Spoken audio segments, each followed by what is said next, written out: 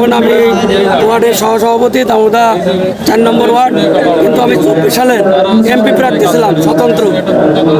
আচ্ছা, স্বতন্ত্র প্রার্থীর কাছে জিজ্ঞেস করি, যেহেতু প্রার্থী ছিলেন, আবার এখন ওয়ার্ডের সহসভাপতি, জামাত ইসলামের সমর্থন বাড়তেছে না কমতেছে? জামাত ইসলামের সমর্থন এখন অনেক গুণ বেড়ে গেছে।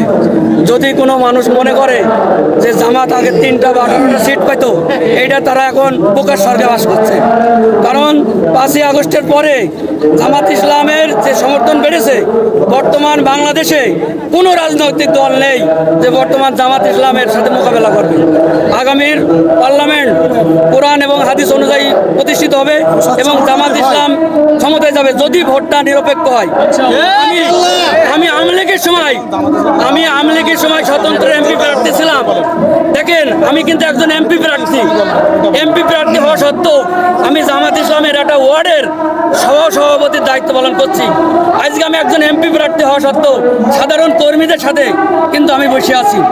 তার মানে আওয়ামী লীগের সময় একটা স্বতন্ত্র এমপি প্রার্থী, সে কিন্তু এখন জামাত ইসলামে যোগদান করার জন্য একটা ওয়ার্ডের দায়িত্বশীল। তার কারণে জামাত ইসলাম দল কোথায়?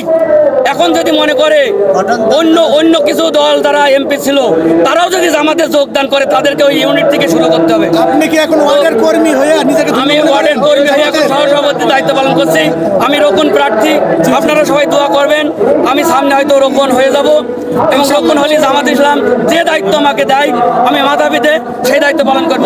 তবে আমি যতটুকু বুঝেছি, আগামীতে যদি সুষ্ঠু ভোট হয়, সুষ্ঠু ভোট হলে অবশ্যই জামাত ইসলাম ক্ষমতায় যাবে। আর এইটা মৌলানা সাইদি সাহেব তিনার জীবনে সারা জীবন প্রত্যাশা ছিল ইসলামী দলগুলো এক করা। সেই ইসলামী দলগুলো কিন্তু এখন এক কাতারে চলে গেছে। ইসলামী দলগুলো জোট করেছে, আর ইসলামী দলগুলো জোট করার কারণে বাংলাদেশের কোনো শক্তি নেই ইসলামী দলকে রুখে দেওয়ার।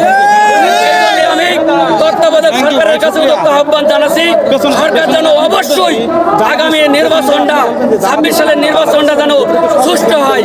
আর সুষ্ঠু নির্বাচন যদি হয়, বাংলাদেশ জামাত ইসলাম অবশ্যই ক্ষমতায় যাবে এবং বাংলাদেশের মানুষ একটা উন্নত রাষ্ট্র দেখতে পারবে।